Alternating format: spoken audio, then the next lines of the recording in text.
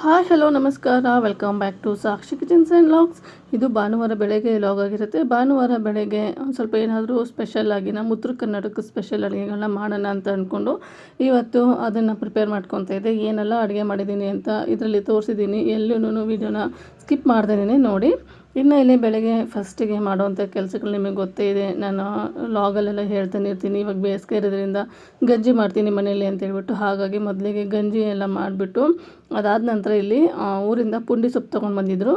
ಅದನ್ನು ಇಲ್ಲಿ ಕುದಿಯೋದಕ್ಕೆ ಹಾಕ್ತಾಯಿದ್ದೀನಿ. ಈ ಥರ ಕುಕ್ಕರ್ಗೆ ಹಾಕ್ಬಿಟ್ರೆ ಬೇಗನೆ ಆಗಿಬಿಡುತ್ತೆ. ನಾವೇನಾದರೂ ಪಾತ್ರೆಯಲ್ಲಿ ಕುದಿಸ್ಕೊತೀವಿ ಅಂದರೆ ತುಂಬಾ ಟೈಮ್ ತೊಗೊಂಡ್ಬಿಡುತ್ತೆ. ಹಾಗಾಗಿ ನಾನು ಈ ಥರ ಕುಕ್ಕರಲ್ಲಿ ಕುದಿಸ್ತಾ ಇದ್ದೀನಿ.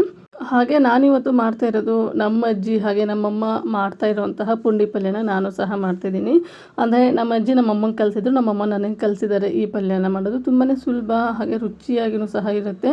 ಹಾಗಾಗಿ ಇವತ್ತು ಪುಂಡಿ ಪಲ್ಯನ ಮಾಡೋಣ ಅಂತ ಅಂದ್ಕೊಂಡೆ. ಹಾಗೆ ಅದ್ರ ಜೊತೆಗೆ ಬೆಂಡೆಕಾಯಿ ಪಲ್ಯ ಹಾಗೂ ಮೂಲಂಗಿ ಪಲ್ಯನೂ ಸಹ ಮಾಡೋಣ ಅಂತ ಅಂದ್ಕೊಂಡಿದ್ದೀನಿ. ಅಂದರೆ ಮೂಲಂಗಿ ಅಂದರೆ ಬರೀ ಮೂಲಂಗಿ ಅಲ್ಲ, ಮೂಲಂಗಿ ಸೊಪ್ಪು ಹಾಗೆ ಮೂಲಂಗಿನ ಬಳಸ್ಕೊಂಡು ಪಲ್ಯನ ಮಾಡ್ತಾಯಿದ್ದೀನಿ. ಇವತ್ತು ಇದರಲ್ಲಿ ನನ್ನ ಕೈಲಿ ಎಷ್ಟು ಸಾಧ್ಯನೋ ಅಷ್ಟು ವೀಡಿಯೋನ ಶೇರ್ ಮಾಡೋಣ ಅಂತ ಅಂದ್ಕೊಂಡಿದ್ದೀನಿ. ಅಂದರೆ ತುಂಬ ವೀಡಿಯೋ ಲೆಂತಿ ಆಗಿಬಿಟ್ರೆ ನನಗೂ ಸಹ ವಾಯ್ಸ್ ಓವರ್ ಕೊಡೋದಕ್ಕೆ ಕಷ್ಟ ಆಗುತ್ತೆ. ಹಾಗೆ ನಿಮಗೂ ಸಹ ನೋಡೋರಿಗೆ ತುಂಬ ಲೆಂತಿ ವೀಡಿಯೋ ಆದರೆ ಬೇಜಾರು ಬಂದುಬಿಡುತ್ತಲ್ವ. ಹಾಗಾಗಿ ಎಷ್ಟಾಗುತ್ತೋ ಅಷ್ಟು ವೀಡಿಯೋ ಅಡುಗೆಗಳ ರೆಸಿಪಿನ ಇದರಲ್ಲಿ ಶೇರ್ ಮಾಡಿದ್ದೀನಿ. ಹಾಗೆ ಮೂಲಂಗಿ ಪಲ್ಯನೂ ಅಷ್ಟೇ ತುಂಬ ಚೆನ್ನಾಗಿರುತ್ತೆ ಟೇಸ್ಟ್ ಮಾತ್ರ. ಈ ಥರ ಸೊಪ್ಪು ಮೂಲಂಗಿ ಸಿಗೋದೇ ಇಲ್ಲ ಇಲ್ಲಿ ಬೆಂಗಳೂರಲ್ಲೆಲ್ಲ. ಹಾಗಾಗಿ ಊರಿಂದನೇ ಇದು ಗದ್ದೆಯಲ್ಲಿ ಬೆಳೆದಿರೋಂತಹ ಮೂಲಂಗಿ ಸೊಪ್ಪು ಹಾಗೆ ಮೂಲಂಗಿ ಗಿತ್ತಲ್ವ ತುಂಬ ಚೆನ್ನಾಗಿರುತ್ತೆ. ಇದರಿಂದ ಪಲ್ಯ ಮಾಡೋಣ ಅಂತ ಅಂದ್ಕೊಂಡು ಅದನ್ನು ಸಹ ಇಲ್ಲಿ ಕಟ್ ಮಾಡಿ ಇಟ್ಕೊತಾ ಇದ್ದೀನಿ. ಹಾಗೆ ನಾನಿಲ್ಲಿ ಇಲ್ಲಿ ಮೂಲಂಗಿ ಹಾಗೆ ಊರಿಂದ ತೊಗೊಂಬಂದಿರೋಂತಹ ಮೂಲಂಗಿನ ಒಂದು ಸ್ವಲ್ಪ ಟೇಸ್ಟ್ ಮಾಡಿ ನೋಡಿದೆ. ಇಲ್ಲಿ ಮೂಲಂಗಿಯಲ್ಲಿ ಒಂಚೂರು ಖಾರ ಅಂತ ಅನಿಸೋದೇ ಇಲ್ಲ. ಊರಿಂದ ತೊಗೊಂಬಂದಿರೋಂತಹ ಮೂಲಂಗಿ ತುಂಬಾ ಖಾರ ಇರುತ್ತೆ. ಹಾಗಾಗಿ ಬರೀ ರೊಟ್ಟಿ ಜೊತೆ ತಿನ್ನೋದಕ್ಕೆ ಅಷ್ಟಾಗಿ ಇಷ್ಟಪಡೋದಿಲ್ಲ ಅಂತ ಹೇಳ್ಬಿಟ್ಟು ಇವತ್ತು ಈ ಥರ ಪಲ್ಯನ ಮಾಡ್ತಾಯಿದ್ದೀನಿ.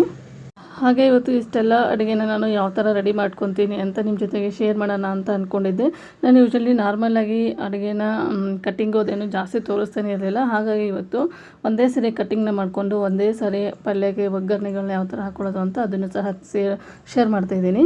ಇನ್ನು ಒಂದೊಂದು ಟೈಮಲ್ಲಿ ಅರ್ಜೆಂಟ್ ಆಗಿಬಿಟ್ಟಿರುತ್ತೆ. ಅಂಥ ಟೈಮಲ್ಲಿ ಇಷ್ಟೆಲ್ಲ ಅಡುಗೆ ಯಾವ ಥರ ಮಾಡಬೇಕಪ್ಪ ಅಂತ ಟೆನ್ಷನ್ ಇರುತ್ತೆ ನೋಡಿ. ಅಂಥ ಟೈಮಲ್ಲಿ ಈ ಥರ ನಾವು ಒಂದೇ ಸರಿಗೆ ಕಟ್ಟಿಂಗ್ ಮಾಡೋದನ್ನ ಎಲ್ಲ ರೆಡಿ ಮಾಡಿ ಇಟ್ಕೊಂಡ್ಬಿಟ್ರೆ ಒಗ್ಗರಣೆ ಹಾಕಿ ಪಲ್ಯ ಮಾಡೋದು ತುಂಬಾ ಸುಲಭ ಆಗಿಬಿಡುತ್ತೆ.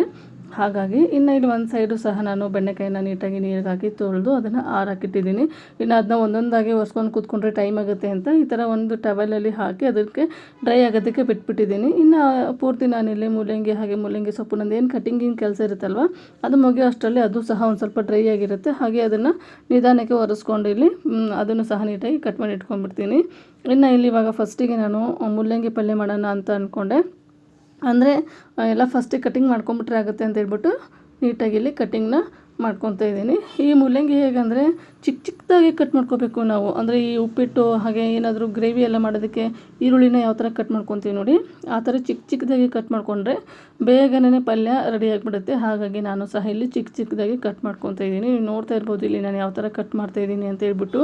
ಹಾಗೆ ಇದನ್ನು ಕಟ್ ಮಾಡುವಾಗ ಅದ್ರದ್ದು ಸ್ಮೆಲ್ ಏನಿದೆ ಅಲ್ವಾ ಮುಖಕ್ಕೆ ಹೊಡಿತಾ ಇತ್ತು, ಅಷ್ಟು ಸ್ಮೆಲ್ ಬರ್ತಾಯಿತ್ತು. ಒಂಥರ ನಾಟಿ ಮೂಲಂಗಿ ಅಂತೀವಿ ನೋಡಿ, ಆ ಥರ ಇತ್ತು ಈ ಮೂಲಂಗಿ ಮಾತ್ರ. ತುಂಬ ಚೆನ್ನಾಗಿರುತ್ತೆ ಅಂತ ಅಂದ್ಕೊಂಡಿದ್ದೆ ನಾನು ಸಹ ಪಲ್ಯ. ಅದೇ ಥರ ತುಂಬಾ ರುಚಿಯಾಗಿತ್ತು. ನೀವು ಒಂದ್ಸರಿ ಈ ಥರ ಏನಾದರೂ ಮೂಲಂಗಿ ಸೊಪ್ಪು ಹಾಗೆ ಮೂಲಂಗಿ ಈ ಥರ ಏನಾದರೂ ಸಿಕ್ಕಾಗ ಈ ಥರ ಪಲ್ಯನ ಮಾಡ್ಕೊಳ್ಳಿ. ನಾನು ಇದನ್ನು ಪೂರ್ತಿಯಾಗಿ ವಿಡಿಯೋನ ಶೂಟ್ ಮಾಡಿ ನಿಮ್ಮ ಜೊತೆಗೆ ರೆಸಿಪಿನ ಶೇರ್ ಮಾಡೋಣ ಅಂತ ಅಂದ್ಕೊಂಡೆ, ಆದರೆ ನನಗೆ ಟೈಮ್ ಇರಲಿಲ್ಲ. ಹಾಗಾಗಿ ಇದರಲ್ಲೇ ಶೇರ್ ಮಾಡ್ತಾಯಿದ್ದೀನಿ. ಅಂದರೆ ಈ ಥರ ಮತ್ತೆ ಮೂಲಂಗಿ ಸೊಪ್ಪು ಇಲ್ಲಿ ಸಿಗೋದಿಲ್ಲ. ಇನ್ನು ಯಾರಾದರೂ ಊರಿಂದ ಬಂದ್ರೇ ನನಗೆ ಮೂಲಂಗಿ ಸೊಪ್ಪು ಹಾಗೆ ಮೂಲಂಗಿನ ತರಬೇಕಾಗತ್ತೆ. ಹಾಗಾಗಿ ನಾನು ಇವತ್ತು ಇದೇ ವಿಡಿಯೋದಲ್ಲಿ ಕ್ವಿಕ್ಕಾಗಿ ತೋರಿಸ್ತಾ ಇದ್ದೀನಿ ಅಷ್ಟೇ. ಇನ್ನು ಇಲ್ಲಿ ಎಲ್ಲ ಮೂಲಂಗಿನೂ ಸಹ ನೀಟಾಗಿ ಕಟ್ ಮಾಡ್ಕೊಂಡಿದ್ದಾಯಿತು. ಹಾಗೆ ಅದೇ ಥರನೇ ಸೊಪ್ಪನ್ನು ಸಹ ನೀಟಾಗಿ ಕಟ್ ಮಾಡ್ಕೋಬೇಕಾಗತ್ತೆ. ಹಾಗಾಗಿ ಫಸ್ಟಿಗೆ ಆ ಸೊಪ್ಪಿಂದು ದಿಂಡು ಏನಿರುತ್ತಲ್ವ ಅದು ಸ್ವಲ್ಪ ದಪ್ಪ ಇರುತ್ತೆ, ಅದನ್ನು ತೆಗೆದು ಬಿಡಬೇಕಾಗತ್ತೆ. ಅದನ್ನ ಹಾಕಿ ಪಲ್ಯ ಮಾಡಿದ್ರೆ ಬಾಯಿಗೆ ತಿನ್ನುವಾಗ ಬಾಯಿಗೆ ಸಿಗ್ತಾಯಿದ್ರೆ ಅಷ್ಟಾಗಿ ಚೆನ್ನಾಗಿರಲ್ಲ. ಹಾಗಾಗಿ ಅದನ್ನ ತೆಗೆದು ಬರೀ ಎಲೆ ಮಾತ್ರ ನಾನಿಲ್ಲಿ ತೊಗೊತಾ ಇದ್ದೀನಿ. ನೀವು ನೋಡ್ತಾ ಇರ್ಬೋದು ಇಲ್ಲಿ ನಾನು ಯಾವ ಥರ ತೆಗೆದಿದ್ದೀನಿ ಅಂತ. ಈ ಥರ ತಗೊಂಡು ಇದನ್ನು ಸಹ ನೀಟಾಗಿ ಕಟ್ ಮಾಡ್ಕೋಬೇಕಾಗತ್ತೆ. ಇದನ್ನು ಅಷ್ಟೇ ನಾವು ಸಣ್ಣದಾಗಿನೇ ಕಟ್ ಮಾಡ್ಕೋಬೇಕಾಗತ್ತೆ. ಇವಾಗ ಇಲ್ಲಿ ಮೂಲಂಗಿ ಸೊಪ್ಪನ್ನು ಸಹ ಅದೇ ಥರನೇ ನೀಟಾಗಿ ಸಣ್ಣದಾಗಿ ಕಟ್ ಮಾಡಿಕೊಂಡು ಆ ಜಾಲರಿಗೆ ಸೇರಿಸ್ಕೊತಾ ಇದ್ದೀನಿ. ಅದಾದ ನಂತರ ಈರುಳ್ಳಿ ಸೊಪ್ಪು ಸಹ ತೊಗೊಂಡು ಬಂದಿದ್ವಲ್ವ, ಇವತ್ತಿನ ಅಡುಗೆಗೆ ಈರುಳ್ಳಿ ಬದಲಾಗಿ ಈರುಳ್ಳಿ ಸೊಪ್ಪನ್ನೇ ಸೇರಿಸೋಣ ಅಂತ ಹೇಳ್ಬಿಟ್ಟು ಅದನ್ನು ಸಹ ಇಲ್ಲಿ ಕಟ್ ಮಾಡ್ಕೊತಾ ಇದ್ದೀನಿ. ಇದೆಲ್ಲ ಊರಿಂದನೇ ತೊಗೊಂಬಂದಿರೋದು, ಅಂದರೆ ಈರುಳ್ಳಿ ಸೊಪ್ಪು ಹಾಗೆ ಮೂಲಂಗಿ ಸೊಪ್ಪು ಪುಂಡಿ ಸೊಪ್ಪು ಅದೇನಿತ್ತಲ್ವ ಅದೆಲ್ಲ ಊರಿಂದ ತೊಗೊಂಬಂದಿರೋದು. ಹಾಗಾಗಿ ಇವತ್ತು ಅದನ್ನೇ ಮಾಡಿಬಿಡೋಣ. ಇನ್ನು ಫ್ರಿಜ್ಜಲ್ಲಿ ಇಟ್ಕೊಂಡು ಸ್ಟೋರ್ ಮಾಡಿ ಮಾಡ್ತೀನಿ ಅಂದರೆ ಒಂದೊಂದು ಸಾರಿ ಹಾಳಾಗಿಬಿಟ್ಟಿರುತ್ತೆ. ಹಾಗೆ ಇವಾಗ ಬೇಸಿಗೆ ಇರೋದ್ರಿಂದ ಬೇಗನೆ ಹಾಳಾಗೋ ಚಾನ್ಸಸ್ಸು ಇರುತ್ತೆ ಅಂತ ಹೇಳ್ಬಿಟ್ಟು ನಾನು ಈ ಥರ ಫ್ರೆಶ್ ಇರುವಾಗಲೇ ಈ ಥರ ಪಲ್ಯಗಳನ್ನ ಮಾಡ್ಕೊಂಡ್ಬಿಡ್ತೀನಿ. ಹಾಗೆ ಈ ಥರ ಫ್ರೆಶ್ ಆಗಿರುವಂತಹ ಸೊಪ್ಪಲ್ಲಿ ನಾವು ಪಲ್ಯ ಮಾಡಿದರೆ ಅದ್ರದ್ದು ಟೇಸ್ಟು ತುಂಬಾ ಚೆನ್ನಾಗಿರುತ್ತೆ. ಹಾಗಾಗಿ ನಾನು ಈ ಸೊಪ್ಪು ಏನಾದರೂ ಇದ್ದರೆ ಅವತ್ತಿನ ಸೊಪ್ಪನ್ನ ಅವತ್ತೇ ಖಾಲಿ ಮಾಡ್ಕೊಂಡ್ಬಿಡ್ತೀನಿ, ಜಾಸ್ತಿ ದಿನ ಇಡೋದಕ್ಕೂ ಹೋಗೋದಿಲ್ಲ. ಇನ್ನು ಇಲ್ಲಿ ಮೂಲಂಗಿ ಸೊಪ್ಪು ಅದೆಲ್ಲ ಕಟ್ ಮಾಡ್ಕೊಂಡ ನಂತರ ಬೆಂಡೆಕಾಯಿನೂ ಸಹ ಒಂದೇ ಸರಿನೇ ಕಟ್ ಮಾಡ್ಕೊತಿದ್ದೀನಿ. ಈ ಥರ ಕಟ್ಟಿಂಗ್ ಕೆಲಸ ಏನಿರುತ್ತಲ್ವ ಅದನ್ನ ಒಂದೇ ಸರಿ ನಾವು ಮಾಡ್ಕೊಂಬಿಟ್ರೆ ಬೇಗನೆ ಅಡುಗೆನ ಮಾಡ್ಕೊಂಬಿಡ್ಬೋದು. ಇವಾಗ ನೋಡಿ ಮೂಲಂಗಿ ಸೊಪ್ಪು ಹಾಗೆ ಮೂಲಂಗಿನ ಕಟ್ ಮಾಡಿ ಅದನ್ನು ಒಗ್ಗರಣೆ ಹಾಕಿ ಮತ್ತೆ ಕಟ್ಟಿಂಗ್ ಮಾಡ್ಕೋಬೇಕು ಅಂದರೆ ತುಂಬ ಟೈಮ್ ತೊಗೊಳುತ್ತೆ. ಒಂದು ಸರಿ ಕಟ್ಟಿಂಗ್ ಕೆಲಸನ ಮುಗಿಸ್ಕೊಂಬಿಟ್ರೆ ಆರಾಮಾಗಿ ಏನೂ ಕಟ್ಟಿಂಗ್ ಇರೋದಿಲ್ಲ, ಒಂದೇ ಸರಿ ಒಗ್ಗರಣೆ ಮಾಡಿಕೊಂಡು ಪಲ್ಯನ ಮಾಡ್ಕೊಂಬಿಡ್ಬೋದು. ಇನ್ನು ಇಲ್ಲಿ ಎಲ್ಲ ಬೆಂಡೆಕಾಯಿನೂ ಸಹ ನೀಟಾಗಿ ಕಟ್ ಮಾಡಿಕೊಂಡಿದ್ದಾಯಿತು, ಅದನ್ನು ಸಹ ಒಂದು ತಟ್ಟೆಗೆ ತೆಗಿತಾ ಇದ್ದೀನಿ. ಹಾಗೆ ಅದ್ರ ಜೊತೆಗೆ ನಾನು ಹೇಳಿದ್ನಲ್ಲ ಈರುಳ್ಳಿ ಹಾಗೆ ಈರುಳ್ಳಿ ಸೊಪ್ಪು ಅದೆಲ್ಲ ಕಟ್ ಮಾಡ್ಕೋಬೇಕಾಗಿತ್ತು, ಅದನ್ನು ಕಟ್ ಮಾಡ್ಕೊಂಡಿದ್ದಾಯಿತು. ಹಾಗೆ ಟೊಮೆಟೊನೂ ಸಹ ಕಟ್ ಮಾಡಿಕೊಂಡೆ, ಕೊತ್ತಂಬರಿ ಸೊಪ್ಪನ್ನು ಸಹ ನೀಟಾಗಿ ಕಟ್ ಮಾಡ್ಕೊತಾ ಇದ್ದೀನಿ ಇವಾಗ.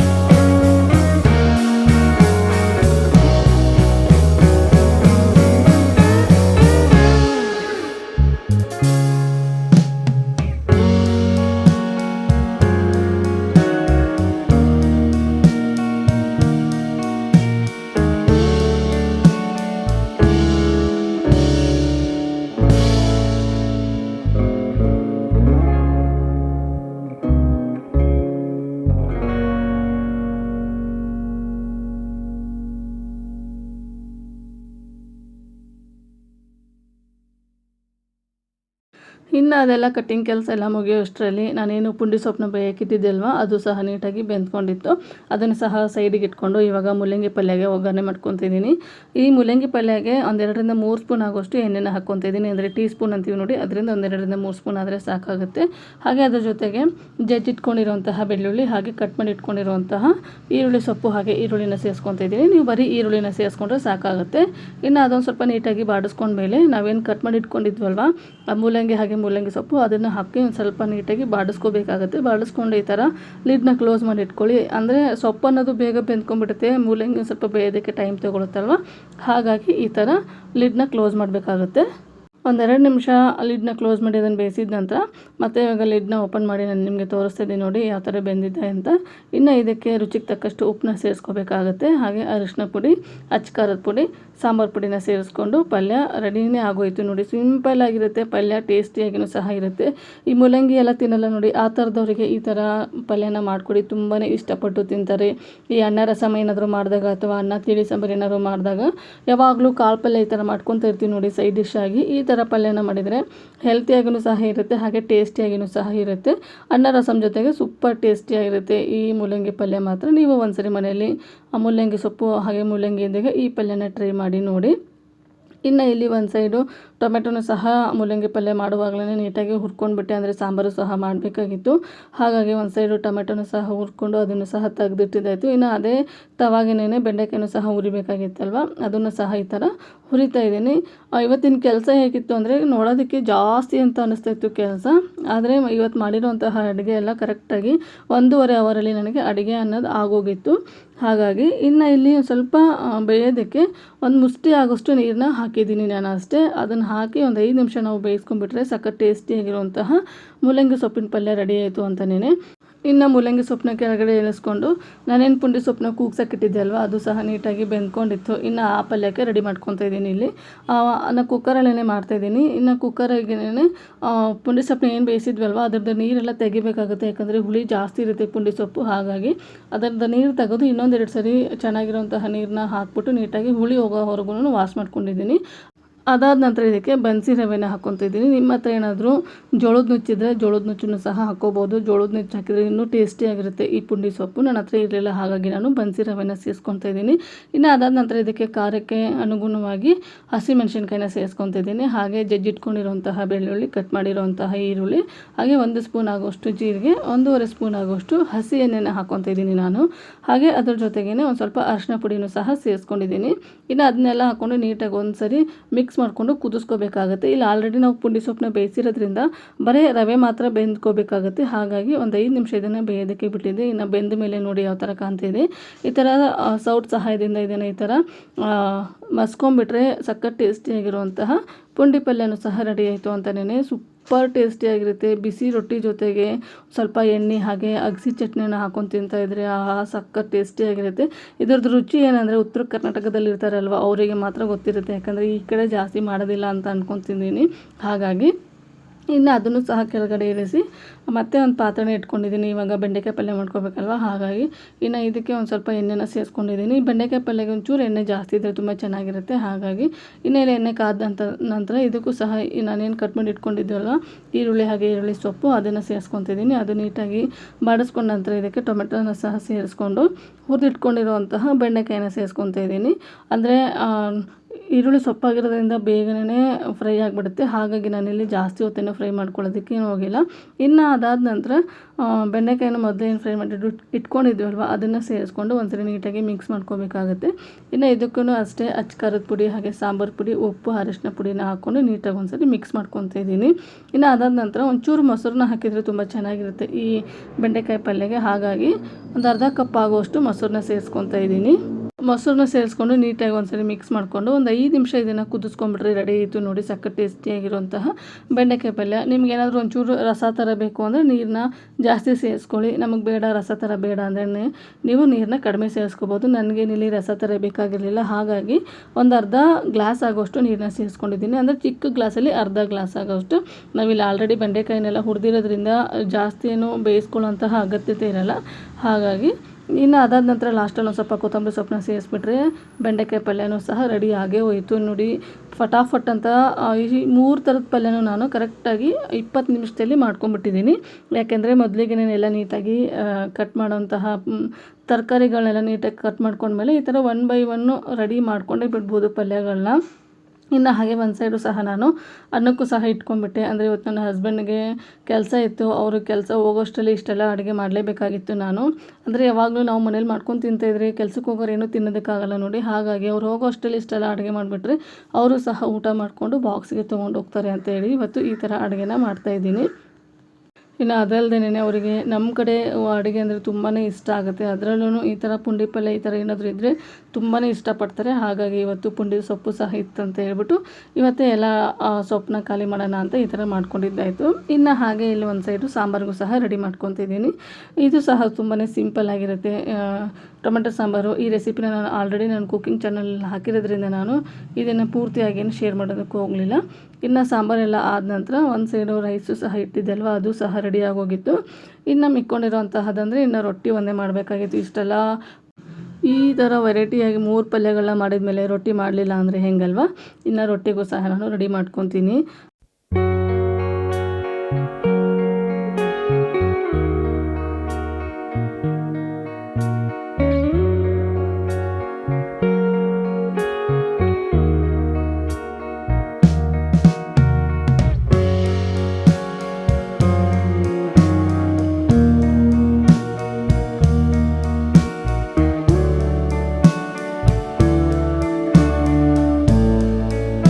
ಇನ್ನು ನಾನಿಲ್ಲಿ ಒಂದು ಸೈಡು ರೊಟ್ಟಿನ ಮಾಡ್ತಾಯಿದ್ದೆ. ಹಾಗೆ ಒಂದು ಸ್ವಲ್ಪ ಸಿಂಕಲ್ಲಿ ಪಾತ್ರೆಗಳು ತುಂಬ್ಕೊಂಡಿತ್ತು. ಅಂದರೆ ಇವತ್ತು ಅಡುಗೆ ಒಂದು ಸ್ವಲ್ಪ ಜಾಸ್ತಿ ಆಯಿತು ನೋಡಿ.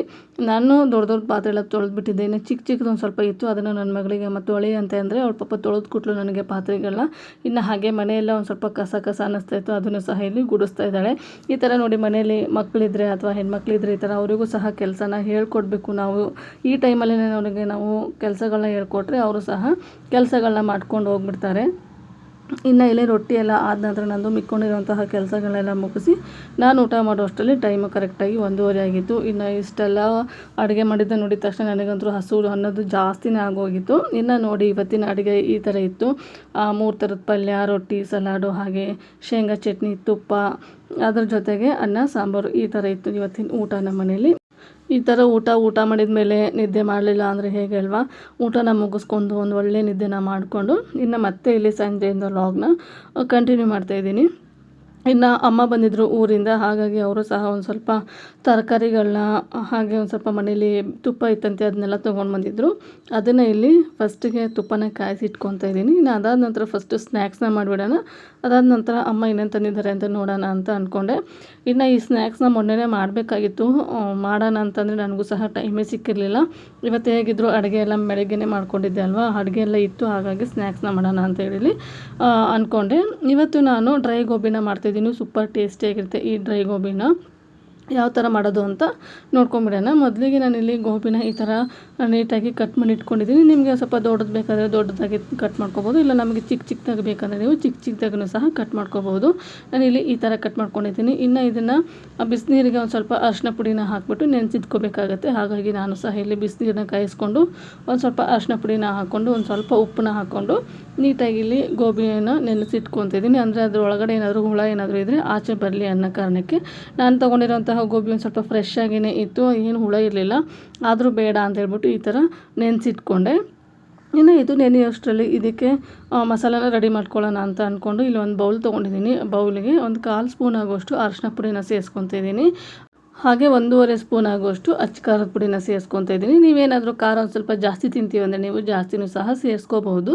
ಇನ್ನು ಅದ್ರ ಜೊತೆಗೆ 1 ಸ್ಪೂನ್ ಆಗುವಷ್ಟು ಜೀರಿಗೆ ಪುಡಿ, ಹಾಗೆ 1 ಸ್ಪೂನ್ ಆಗುವಷ್ಟು ಧನಿಯಾ ಪುಡಿನ ಸೇರಿಸ್ಕೊತಾ ಇದ್ದೀನಿ. ಹಾಗೆ ಅರ್ಧ ಸ್ಪೂನ್ ಆಗುವಷ್ಟು ಗರಂ ಮಸಾಲಾನ ಸೇರಿಸ್ಕೊತಾ ಇದ್ದೀನಿ. ಇನ್ನು ಇದ್ರ ಜೊತೆಗೆ ರುಚಿಗೆ ತಕ್ಕಷ್ಟು ಉಪ್ಪು, ಹಾಗೆ 2 ಸ್ಪೂನ್ ಆಗುವಷ್ಟು ಅಕ್ಕಿ ಹಿಟ್ಟನ್ನ ಸೇರಿಸ್ಕೊತಾ ಇದ್ದೀನಿ. 1 ಸ್ಪೂನ್ ಆಗುವಷ್ಟು ಮೈದಾ ಹಿಟ್ಟು, ಒಂದು 3 ಸ್ಪೂನ್ ಆಗುವಷ್ಟು ಕಾರ್ನ್ಫ್ಲೋರ್ನ ಸೇರಿಸ್ಕೊತಾ ಇದ್ದೀನಿ. ನೀವು ಇಲ್ಲಿ ಮೈದಾ ಹಿಟ್ಟು ಬದಲಾಗಿ ಕಡಲೆ ಹಿಟ್ಟನ್ನು ಸಹ ಸೇರಿಸ್ಕೋಬೋದು. ನಾನಿಲ್ಲಿ ಮೈದಾ ಹಿಟ್ಟನ್ನೇ ಸೇರಿಸ್ಕೊತಾ ಇದ್ದೀನಿ. ಹಾಗೆ ಕಾರ್ನ್ಫ್ಲೋರ್ನ ನಿಮಗೆ ಗರಿ ಎಷ್ಟು ಬೇಕು ನೋಡಿ ಅದ್ರ ತಕ್ಕಂಗೆ ನೀವಿಲ್ಲಿ ಸೇರಿಸ್ಕೋಬೇಕಾಗುತ್ತೆ. ನಾನಿಲ್ಲಿ ಒಂದು 3 ಸ್ಪೂನ್ ಆಗುವಷ್ಟು ಕಾರ್ನ್ಫ್ಲೋರ್ನ ಸೇರಿಸ್ಕೊಂಡಿದ್ದೀನಿ. ಇನ್ನು ಅದಾದ ನಂತರ ಇಲ್ಲಿ 1.5 ಸ್ಪೂನ್ ಆಗುವಷ್ಟು ಶುಂಠಿ ಬೆಳ್ಳುಳ್ಳಿ ಪೇಸ್ಟ್ನ ಸೇರಿಸ್ಕೊತಾ ಇದ್ದೀನಿ. ಹಾಗೆ ಇದಕ್ಕೆ ಒಂದು ಸ್ವಲ್ಪ ನೀರನ್ನ ಹಾಕ್ಕೊಂಡು ನೀಟಾಗಿ ಮಿಕ್ಸ್ ಮಾಡ್ಕೋಬೇಕಾಗತ್ತೆ. ಅಂದರೆ ತುಂಬ ಗಟ್ಟಿಯಾಗಿಯೂ ಅಲ್ಲ, ತುಂಬ ನೀರಾಗಿಯೂ ಅಲ್ಲ, ಆ ಥರ ಈ ಮಸಾಲನ ನಾವು ರೆಡಿ ಮಾಡ್ಕೋಬೇಕು. ಅಂದರೆ ಗೋಬಿಗೆಲ್ಲ ಹಿಡ್ಕೋಬೇಕು ನೋಡಿ. ಹಾಗಾಗಿ ನಾನಿಲ್ಲಿ ಒಂದು ಸ್ವಲ್ಪನೇ ನೀರನ್ನ ಹಾಕ್ಕೊಂಡು ನೀಟಾಗಿ ಈ ಬ್ಯಾಟರ್ನ ರೆಡಿ ಮಾಡ್ಕೊತಾ ಇದ್ದೀನಿ. ಇವಾಗ ನಿಮ್ಗೆ ತೋರಿಸ್ತಿದ್ದೀನಿ ನೋಡಿ ನಾನಿಲ್ಲಿ ಯಾವ ಥರ ರೆಡಿ ಮಾಡ್ಕೊಂಡಿದ್ದೀನಿ ಅಂತ ಹೇಳ್ಬಿಟ್ಟು. ಈ ಥರ ಆಗಬೇಕು. ಈ ಥರ ಆದರೆ ನೀಟಾಗಿ ಎಲ್ಲ ಗೋಬಿಗೂ ಹಿಡ್ಕೊಳ್ಳುತ್ತೆ ನಾವು ಹಾಕಿರುವಂತಹ ಮಸಾಲಾನ. ಇನ್ನು ನಾನೇನು ಬಿಸಿನೀರಿಗೆ ಹಾಕಿಟ್ಟಿದ್ದೆ ನೋಡಿ ಗೋಬಿನ, ಅದನ್ನು ನೀಟಾಗಿ ಸ್ಟ್ರೈನ್ ಮಾಡಿಕೊಂಡು ತೊಗೊಂಬಂದಿದ್ದೀನಿ. ಗೋಬಿನ ನೀಟಾಗಿ ಎಲ್ಲ ಗೋಬಿನ ಹಾಕ್ಕೊಂಡು ಇದನ್ನು ಕೈಯಿಂದನೇ ನೀಟಾಗಿ ಈ ಥರ ಮಿಕ್ಸ್ ಮಾಡ್ಕೋಬೇಕಾಗುತ್ತೆ. ಮಿಕ್ಸ್ ಮಾಡ್ಕೊಂಡು ನಿಮಗೇನಾದರೂ ಟೈಮ್ ಇತ್ತು ಅಂದರೆ ಒಂದು ಅರ್ಧ ಗಂಟೆ ಬಿಟ್ಬಿಟ್ಟು ಇದನ್ನು ಡೀಪ್ ಫ್ರೈ ಮಾಡ್ಕೊಳ್ಳಿ.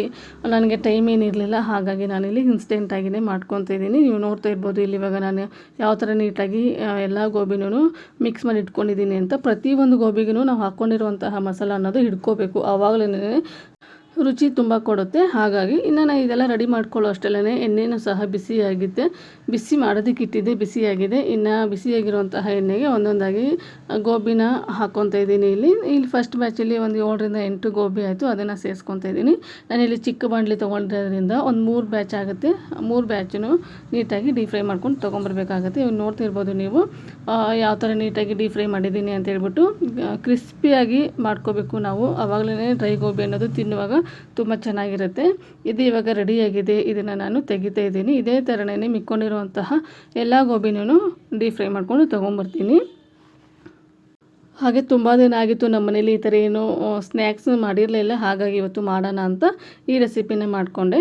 ಇನ್ನು ಎಲ್ಲನೂ ಸಹ ರೆಡಿಯಾಗಿದೆ. ನೀವು ನೋಡ್ತಾ ಇರ್ಬೋದು ಇಲ್ಲಿ ಯಾವ ಥರ ರೆಡಿಯಾಗಿದೆ ಅಂತ ಹೇಳ್ಬಿಟ್ಟು. ನೋಡಿದರೆ ಚಿಕನ್ ಕಬಾಬ್ ಏನು ಅಂತ ಅನ್ನಿಸ್ತಾ ಇತ್ತು ನನಗೆ ಮಾತ್ರ. ಅಷ್ಟು ಚೆನ್ನಾಗಿ ಕ್ರಿಸ್ಪಿಯಾಗಿ ರೆಡಿಯಾಗಿತ್ತು. ಇನ್ನು ಇಲ್ಲಿ ನಾನು ಒಂದು ಸರ್ವಿಂಗ್ ಪ್ಲೇಟ್ನ ತೊಗೊಂಡಿದ್ದೀನಿ.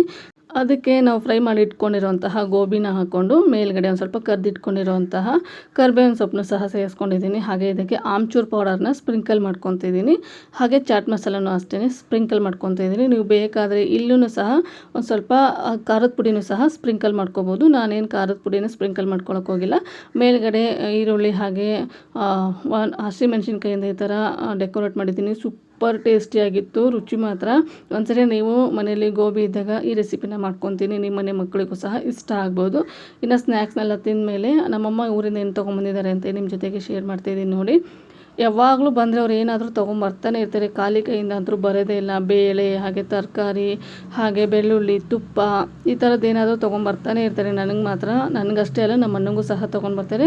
ಅಂದರೆ ಇಲ್ಲಿ ನನ್ನ ಫ್ಯಾಮಿಲಿ ಹಾಗೆ ನಮ್ಮ ಅಣ್ಣನ ಫ್ಯಾಮಿಲಿ 2 ಫ್ಯಾಮಿಲಿ ಇರೋದ್ರಿಂದ ಇಬ್ಬರಿಗೂ ಸಮನಾಗಿಯೇ ತೊಗೊಂಬರ್ತಾರೆ. ನನಗೆ ಹೆಚ್ಚಿಗೆ ಅವ್ರಿಗೆ ಕಡಿಮೆ ಅಂತ ಏನೂ ತೊಗೊಂಬರೋದಿಲ್ಲ ಅವರು.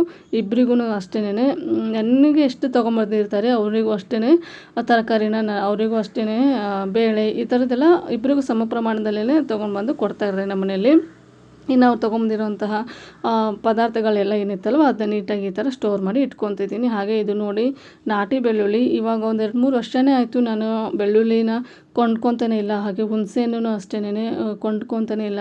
ನಮ್ಮಮ್ಮ ಮನೆ ಹತ್ರನೇ ಹುಣಸೆಹಣ್ಣಿದೆ, ಅದನ್ನು ಯಾರ ಕಡೆಯಿಂದ ನಾನು ಗಿಡನ ಹತ್ತಿಸ್ಬಿಟ್ಟು ಬಡಿದ್ಬಿಟ್ಟು ಕಳಿಸ್ತಾರೆ. ನನಗೆ ತುಂಬ ಚೆನ್ನಾಗಿರುತ್ತೆ. ಹಾಗೆ ನಾನು ಇದನ್ನು ಫ್ರಿಜ್ಜಲ್ಲಿ ಸ್ಟೋರ್ ಮಾಡಿ ಇಟ್ಕೊಳ್ಳೋದ್ರಿಂದ ಇದ್ರದ್ದು ಕಲರ್ ಏನಿದೆ ಅಲ್ವ ಇದೇ ಥರನೇ ಇರುತ್ತೆ, ಒಂಚೂರು ಕಪ್ಪಾಗಿ ಇರೋದೇ ಇಲ್ಲ ಈ ಕಲರು. ಹಾಗೆ ತುಪ್ಪನೂ ಅಷ್ಟೇ, ನಮ್ಮ ಕಡೆ ಎಲ್ಲ ಎಮ್ಮೆ ಹಾಲು ಸಿಗೋದ್ರಿಂದ ನಮ್ಮಮ್ಮನೂ ಸಹ ಎಮ್ಮೆ ಹಾಲನ್ನ ಕಾಯಿಸ್ಬಿಟ್ಟು ಕೆನೆನ ತೆಗೆದ್ಬಿಟ್ಟು ತುಪ್ಪ ಮಾಡ್ತಾರೆ. ತುಪ್ಪನೂ ಅಷ್ಟೇ ಒಂದು 2-3 ವರ್ಷದಿಂದ ನಾವು ಆಚೆಯಿಂದ ತುಪ್ಪನ ತೊಗೊಂಡು ಬರ್ತಾನೆ ಇಲ್ಲ. ಯಾಕಂದರೆ ನಾನು ಸಹ ಮನೇಲಿ ಮಾಡ್ಕೊತೀನಿ, ಹಾಗೆ ನಮ್ಮಮ್ಮನೂ ಸಹ ಕಳಿಸ್ತಾ ಇರ್ತಾರೆ ನೋಡಿ. ಹಾಗಾಗಿ ನಾವು ತುಪ್ಪನ ಆಚೆ ತೊಗೊಳ್ಳೋದೇ ಇಲ್ಲ. ಹಾಗೆ ನಾವು ಊರಿಗೆ ಬರ್ತಾ ಇದ್ದೆ ಅಂತ ಹೇಳ್ಬಿಟ್ಟು ಒಂದು ಸ್ವಲ್ಪ ಕರ್ಚಿಕಾಯಿ ಹಾಗೆ ಈ ಥರ ಮಂಡಕ್ಕಿನೆಲ್ಲ ಮಾಡಿಕೊಂಡು ತೊಗೊಂಡು ಬಂದಿದ್ದಾರೆ. ಇನ್ನು ಇದನ್ನೆಲ್ಲ ತೆಗೆದಿಟ್ಟಿದ್ದಾಯಿತು. ಇನ್ನು ಇವತ್ತು ಅಡುಗೆ ಏನು ಮಾಡೋ ಹಾಗಿರಲಿಲ್ವಲ್ಲ, ಹಾಗಾಗಿ ಇವತ್ತಿನ ಲಾಗ್ನ ಇಲ್ಲಿಗೆ ಎಂಡ್ ಮಾಡ್ತಾಯಿದ್ದೀನಿ. ಇವತ್ತು ನಿಮ್ಮ ಜೊತೆಗೆ 3 ಪಲ್ಯಗಳನ್ನ ಶೇರ್ ಮಾಡಿದ್ದೆ ನೋಡಿ. ಅದರಲ್ಲಿ ನಿಮಗೆ ಯಾವ ಥರ ಪಲ್ಯ ಇಷ್ಟ ಆಯಿತು ಅಂತ ನನಗೆ ಕಾಮೆಂಟ್ ಸೆಕ್ಷನಲ್ಲಿ ಕಾಮೆಂಟ್ ಮಾಡಿ ತಿಳಿಸಿ. ಹಾಗೆ ಇನ್ನೂ ಯಾರು ನನ್ನ ಚಾನಲ್ನ ಸಬ್ಸ್ಕ್ರೈಬ್ ಮಾಡಿಲ್ಲ, ಪ್ಲೀಸ್ ಸಬ್ಸ್ಕ್ರೈಬ್ ಮಾಡ್ಕೊಂಡು ನೋಡಿ. ನಿಮ್ಮದೊಂದು ಸಬ್ಸ್ಕ್ರೈಬು ನನಗೆ ತುಂಬಾ ಇಂಪಾರ್ಟೆಂಟ್ ಆಗುತ್ತೆ. ಹಾಗೆ ಈ ವಿಡಿಯೋನ ನಿಮ್ಮ ಫ್ಯಾಮಿಲಿ ಆ್ಯಂಡ್ ಫ್ರೆಂಡ್ಸಿಗೂ ಸಹ ಶೇರ್ ಮಾಡಿ. Thank you.